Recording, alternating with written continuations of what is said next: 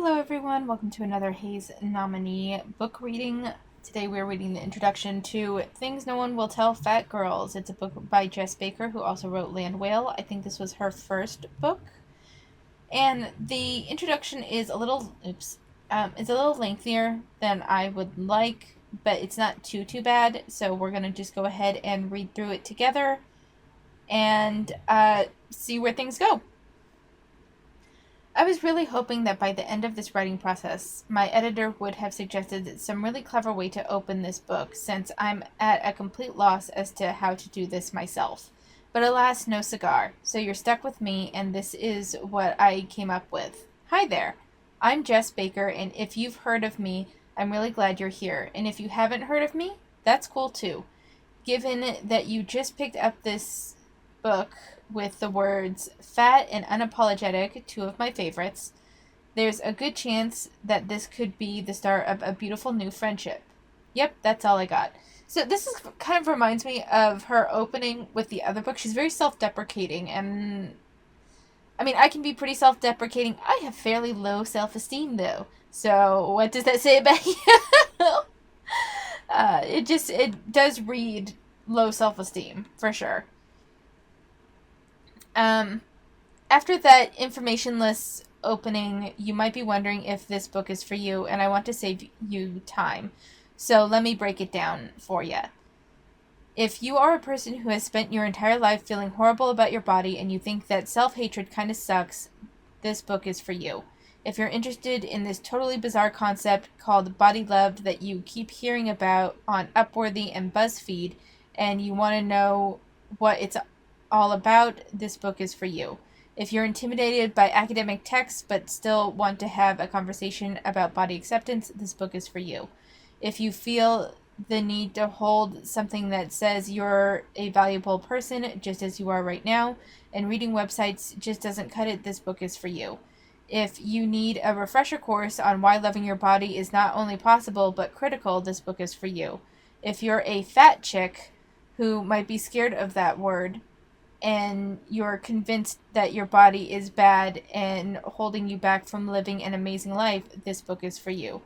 If you're looking for a book that might offend your sensitivities at some point and has more italicized and capitalized words than you know what to do with, this book is so for you. If you are a person with a body who is tired of being shamed and told to shape up, slim down, camouflage, alter against your will, or make apologies for your body, this book is for you.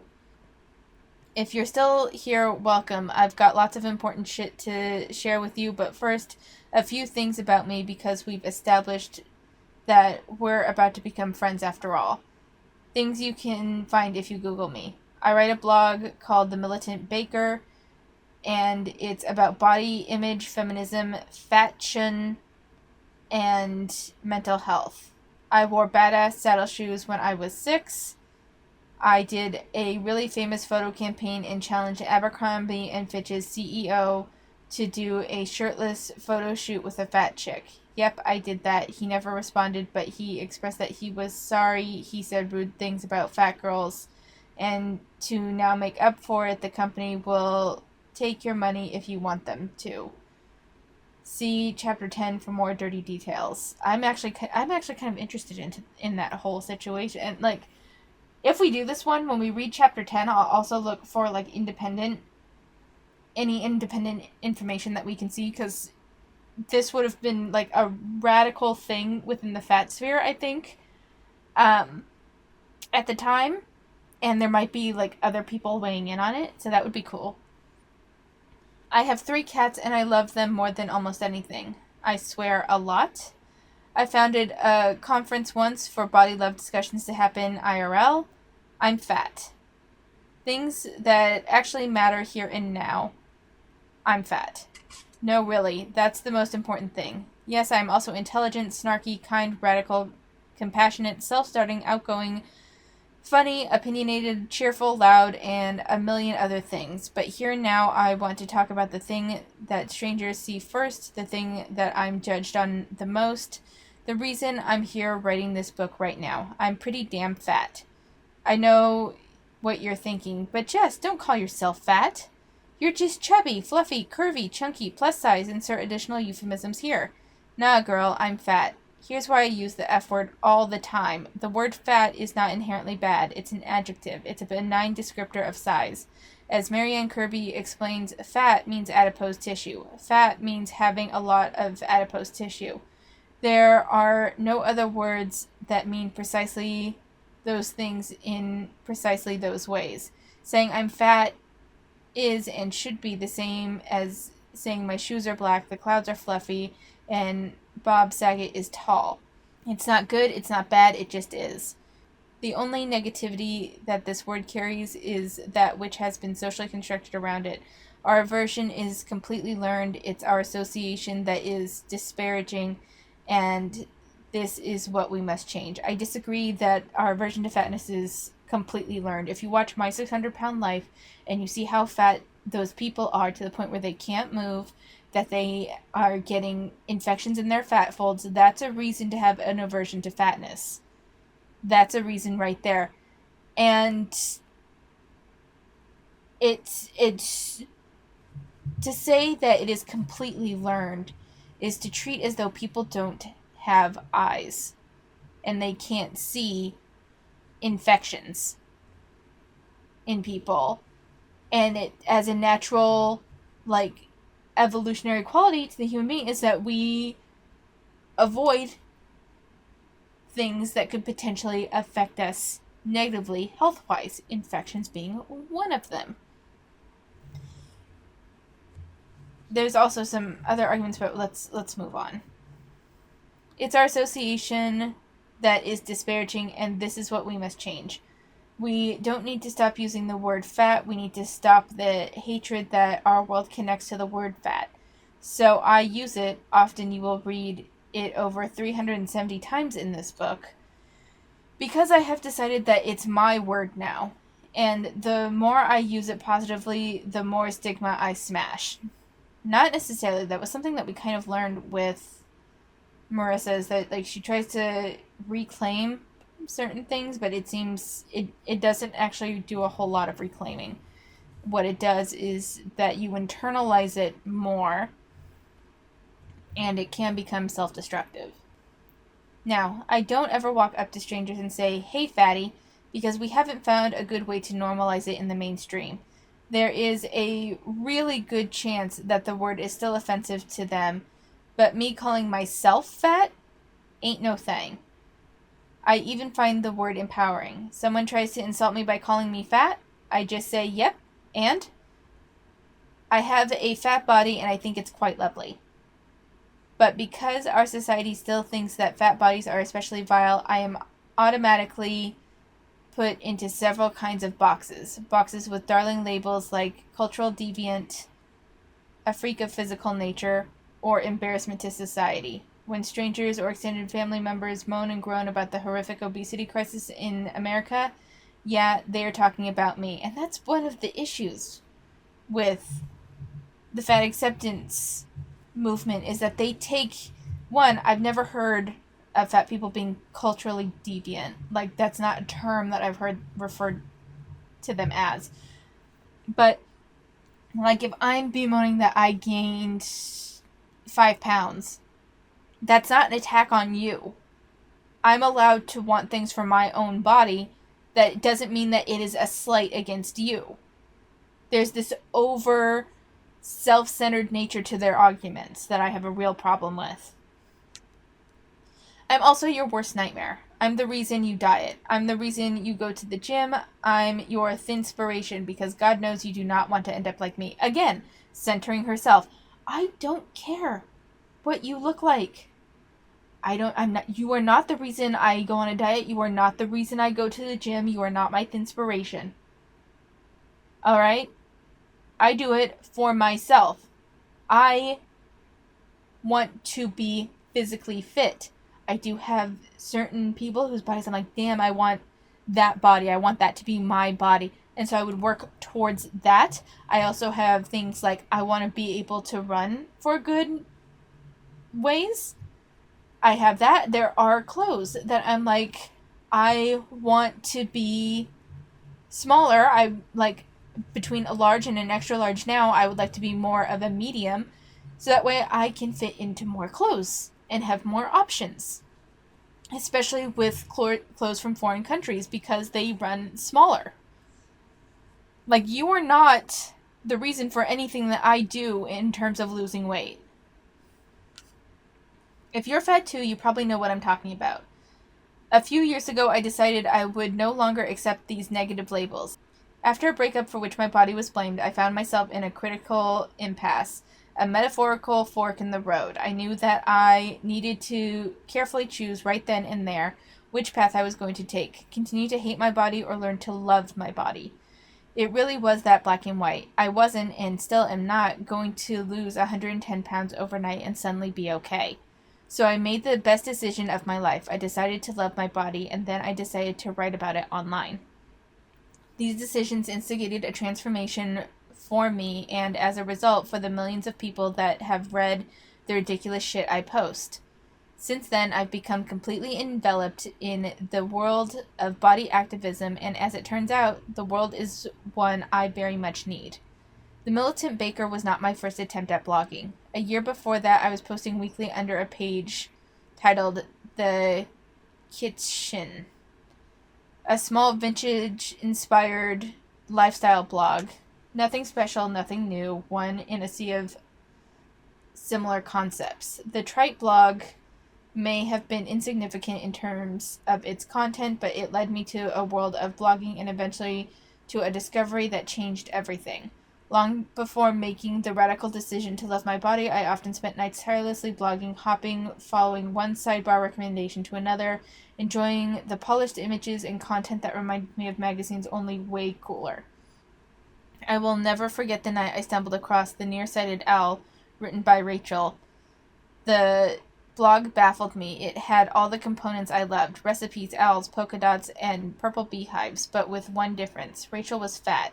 She was not only fat, she was fat, confident, and happy. How the fuck does that happen? Scrolling through her posts, my mind was momentarily broken, trying to wrap itself around the fact that there was a woman in the world who looked nothing like the ideal, who was living a full and joyous life. No shame, no apologies, no confident posts about her favorite books. Only confident posts about her favorite books, her art projects, her marriage. This was where I discovered that fat people get married too. What do you mean you discovered that? And this is why I think that they think it's such a revolutionary thing, because the people that are fat and happy are living their own lives. Notice that everything that she talks about, what Rachel posts, has nothing to do with Rachel centering her size as part of her identity. She is posting about her favorite books, meaning she views reading as part of her identity, art projects, so she views herself at least as art as part of her identity, and marriage, because that is a core part of her life, and that's part of her identity right now when she was posting that. Being fat did not factor into that.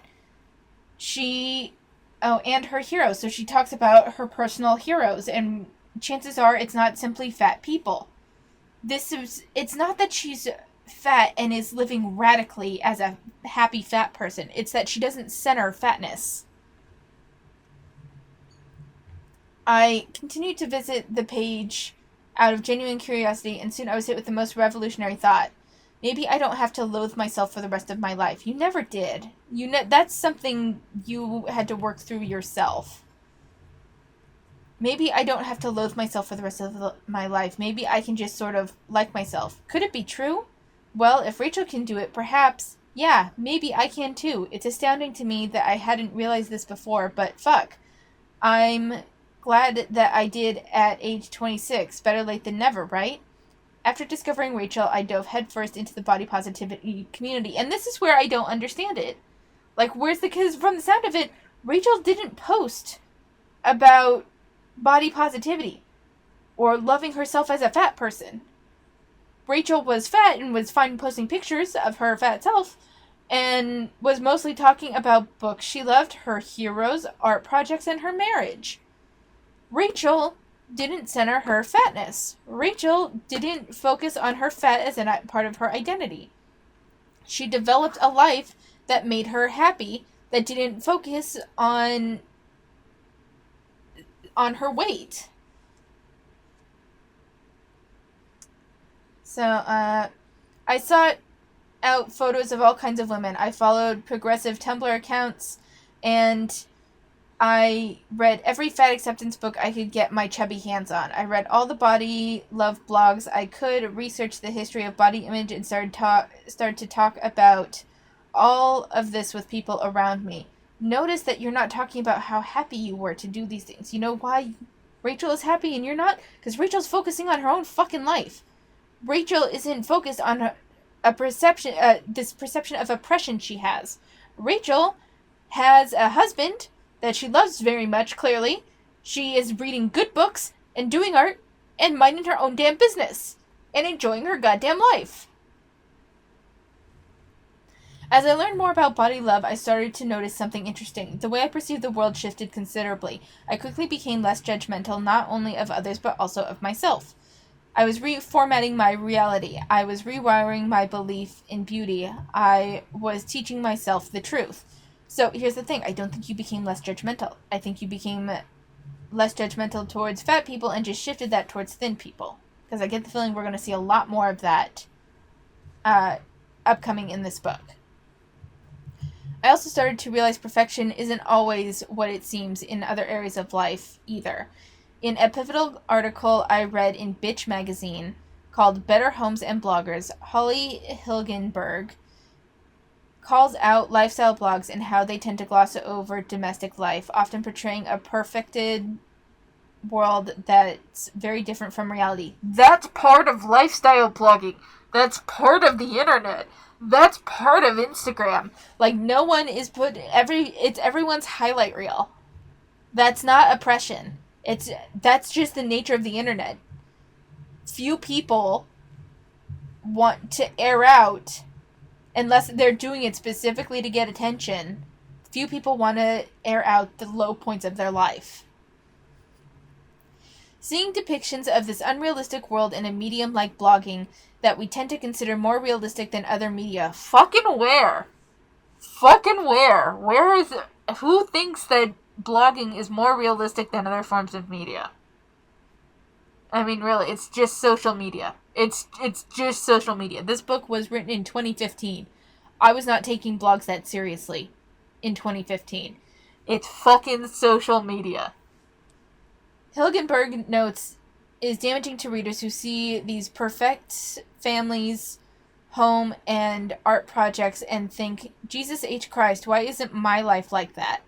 Hilgenberg compares these websites to Photoshop images in magazines and asks how helpful and different from magazines and television these blogs really are. When I read that, I thought, well, fuck. I'm going to create something representational of real life. And then I did. I transitioned the kitchen to The Militant Baker, which debuted as an honest and poorly written look at my life. It was amateur hour for at least a year when I started the blog, but I stuck to my guns and portrayed my real life. So I do want to qualify something that I said earlier. People do air out frustrations and rant about their life. That is something that happens. There's some people, though, that want to keep that completely off, and I don't think that's wrong. It's their blog. It's what they want to write. It's their fucking free time. Leave them alone. While other bloggers were publishing a photo an hour post and displaying pictures of their kitschy mug of coffee next to their cat bathing in the sun snuggled against their new cross-stitch projects, I was posting pictures of my sink full of dirty dishes and my shampoo mohawk creations in the shower. I wrote about tough topics like self-care, nighttime depression, emotional first aid kits, and why leaving the house without makeup was radical. I made a point to write about the things that were raw and relevant in my very imperfect life. My God, the superiority shit here, the superiority complex. If someone wants to make post after post of kitschy mugs with their cats bathing in the sun and their cross-stitch projects, that doesn't make them any less than you.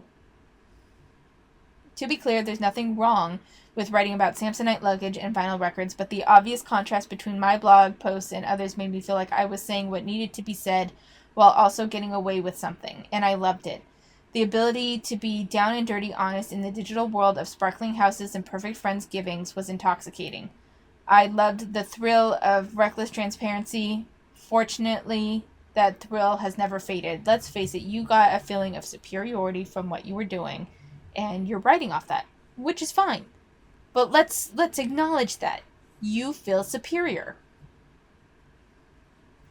As I explored the concept of body acceptance, it started to overtake my thoughts, actions, and consequently my blog. I started participating in body love challenges, posting full body pictures with my dress size showing loud and proud on the images. I started writing about painful memories in posts like mental souvenirs from the life of a fat girl.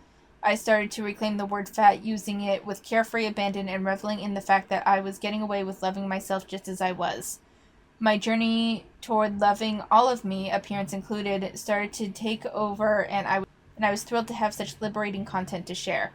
The Militant Baker quickly became the body positive blog it's known as today. As I continued to read, write, and research over the last few years, I began to realize that my entire life up until that point had been spent listening to the do's and do nots created by selfish, money-loving companies and reinforced by people who believed them. They created and then sold the concept that conforming, constantly trying to change your body to become better was an applaudable life goal. It seems ridiculous to me now, but we've all believed those same companies and people at some point in our lives. It took me a while, but eventually I found the nerve to say no more, motherfuckers, and started to actually live life according to the new rules I made up, which basically went like this. Rules are for chumps, and I'm going to do whatever the fuck I want. The non-rule rule led to so many epiphanies and revelations that the blog started to seem insufficient, and I realized I needed a book to contain them all. This is that book. So this should be interesting to go through. So why is the fact that I'm fat the most important thing for you to know about me? Well, because as far as body shapes go, it's the most reviled in our society. Because my journey towards learning to love a body that I had been told is unworthy has been life-changing, because learning to love my body as it is has convinced me that not only is it possible, but it's necessary to living a truly happy and fulfilling life. Because I want you to have the opportunity to hear these revelations too. Because being fat and learning how to accept it has defined my mission as a body activist. So welcome. You may think that this is just another self-help book penned by another smart aleck chick with another inspirational message, and you'd be right, but it's more than that. This is also the compilation of the shit no one talks about, a collection of the hardest lessons I've ever learned, a literary homage to my triumph over shame, self-harm, depression, guilt, and self-sabotage. This is the sound of the Hallelujah Chorus would look like if we were forced to see it through the little letters of a page. This is a book about things that I wish I knew earlier, things I've learned in real life, things people really need to talk about more. This is a book full of things no one will ever tell fat girls. But shit, I will. So hold on to your knickers, y'all, because if you play your cards right, this book will change your goddamn life. High words about your own book. Like, the more than the confidence, it's, I don't even know how to express it, but she believes her book will change their life. That's, I don't want to say it's narcissistic, that seems a little far, but it's somewhere between confidence and narcissism. That you think that your book is so life-changing for anyone who reads it. This could be really interesting. I think if we read this, we should read it in conjunction with Land Whale and like compare the two as we go, like chapter by chapter. I think that could be fun. But I'm curious what you guys think. I'm starting to think that for the polls, I will combine books in poll options that have the same author. So, like, we have all of Virgie's books, and then we'll also have Jess Baker's 2 books as, like, one option. So, let me know what you think in the comments down below, and I will see you next time.